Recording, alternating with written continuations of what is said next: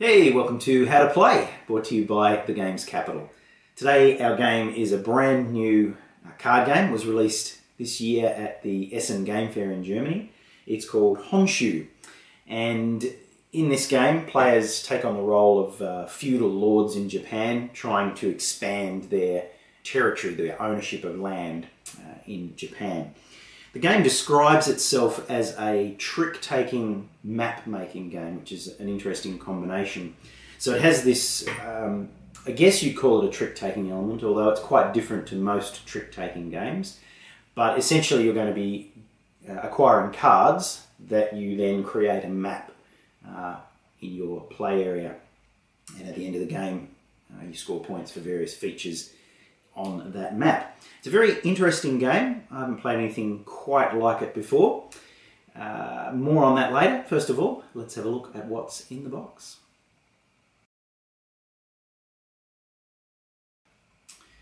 Okay, so essentially this game is a card game, so the majority of the components are cards. But there are these little wooden cubes, resource cubes, that are used for a couple of things during the game. I'll explain that in a moment. And then of course we have the cards. So there are some reference cards for scoring, end of game scoring, so you can keep a tab on how that works. There's also a set of, I think there are 8 of these end of game scoring cards, and these are used as an optional extra. So once you're familiar with the game, at the start of each game you might select one of these, and that will change how scoring is done at the end of the game in a certain way. There are also turn order cards numbered from 1 to 5, and depending on which one of these you have currently in front of you, that tells you the order that you will play. There are a number of starting cards, so each player will get one of these starting cards at the beginning of the game, which is the start of their map, and these have an A and B side. The A sides are balanced, so each player essentially gets the same starting setup. You would use those on your first few games, but then also we have the B sides, which have quite different starting conditions. So once you're familiar with the game, you can randomly select those, and that will give you a different starting point.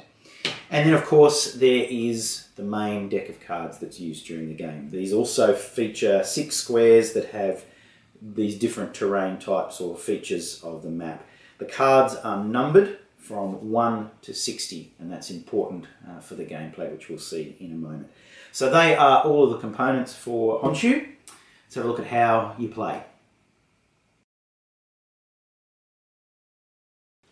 Okay, so as I mentioned before, each player will begin the game with one of these starting cards that has various features of the map on it.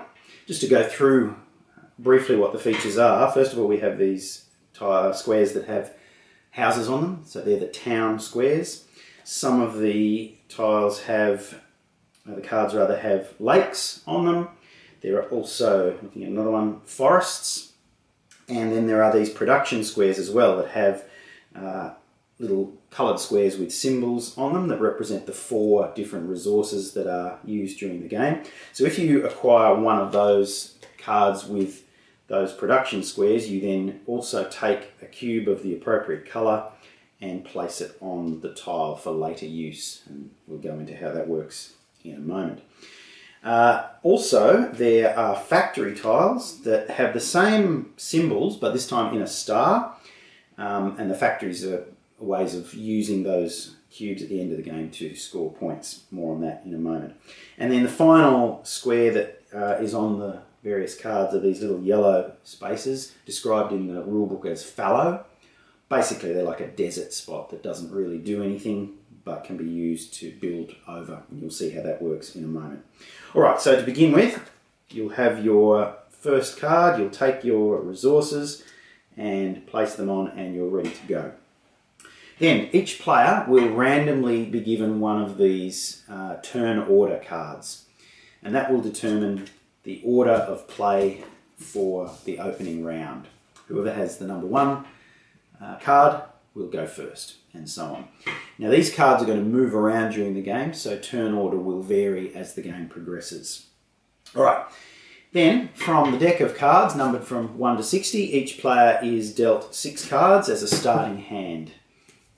So you'll have a variety of cards, a number of different features on them, and numbered between 1 and 60. Then the game can begin. So beginning with the player who has the number 1 card, he has to choose from his hand a card to play, to lead with, as you would in a trick-taking game. So you can lead with whichever card you want. Then number 2 will play their card, number 3, number 4, number 5, depending on how many players there are. Now, at that point, whoever has played the highest card now gets the number 1 player order card. So this is when the cards will change position based on the order from highest to lowest of the cards that have been played. Now, just before we move on, what can happen when you play a card is you can use one of these cubes that you might have on your map. And you can add that to your card. And if you do that, the cube adds 60 points to the number on your card. So if I play this card, which is a 40, add a cube to it, suddenly it becomes 100. And that gives me a good chance of being the number 1 player. Now, if I do that, other players can also add cubes to their cards. However, if I'm the first person to do it, and I use, in this case, a yellow cube, the other players can only add yellow cubes to their cards to increase the total. So getting in first gives you that little advantage. And that could be part of your strategy. You can look around and see what other cubes other players have, whether they're likely to be able to use those to beat you. So that's an option when you are playing your card. But otherwise, the turn order will change. These cards perhaps will move around. Then, whoever now has the number 1 card will get to choose from the 5 or 4 or whatever number of players there are, from the cards that have been played, they will get to choose one of those cards to add to their map. They can choose their own, they can choose any of the cards that have been played. Then number 2 player will choose, number 3, and so on until every player has a card. Now once you've taken your card, once everybody has a card, you then add it to your map. And there's rules as to how you can place these cards. But the main rule is that you must either cover over at least 1 square of an existing map card that's in your map, so you overlap it, cover it over, or you can build underneath, as long as at least 1 square is covered either on the card that you're putting on or another card that's in your map area. Now you can cover more than 1, you could cover 2, 3, whatever you want in order to create the right configuration.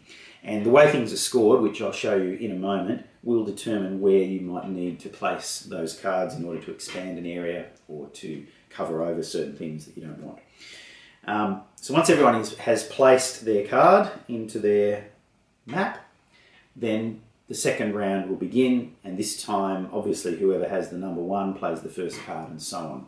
And the game continues like that. So to begin with, the first round you have 6 cards. After you've played the 3rd card and each player only has 3 cards left, what happens then is those 3 cards are passed to the player on your left, and you will receive 3 cards from the player to your right. And then you play the final 3 cards of the round with those new cards. So there's another thing to consider, which cards you're going to hang on to pass to the other player that they will then have control over. So a little bit to think about. So as the game progresses, you're continually getting more cards that add to your map. You can rotate them, turn them whatever way you want to build and expand your territory. After those first 6 cards have been played, then you're dealt another 6 cards for round 2. Same thing happens after you've used 3 of them. This time you pass them to the right and receive from the left. You'll play those 6 cards and get another 6 map cards to add to your map. And at that point the game is finished, and then you will add up your score based on what you've been able to achieve during the game. And that's basically how Honshu works. It's very simple, but there's a certain puzzle element to placing the various cards, and obviously you've got to think about when to use those cubes so that you can have first pick or a higher up pick of those cards that have been played out. Alright, but now an important thing that we need to know is how you're going to score points and what's the best way of arranging those tiles. So let's have a look at the scoring now. Okay, so scoring in Honshu is, once again, quite simple, but there's a few things to think about, and each of those terrain types does a different thing for scoring. So you have this little scoring reference card, which is quite handy. It uses these little flower symbols to represent the points that you earn during the game. So first of all, we'll have a look at forests. So each forest tile that's visible in your map, they don't have to be near each other. As long as they're visible, they're going to earn you 2 points for every forest tile. Next, the town tiles, and they will score you 1 point for every town tile. However, you're only going to score the region of your largest town. So it's important that you try and build your town squares near each other and create a large zone, because you're only going to score 1 point for every tile in your largest town area. So keep that in mind.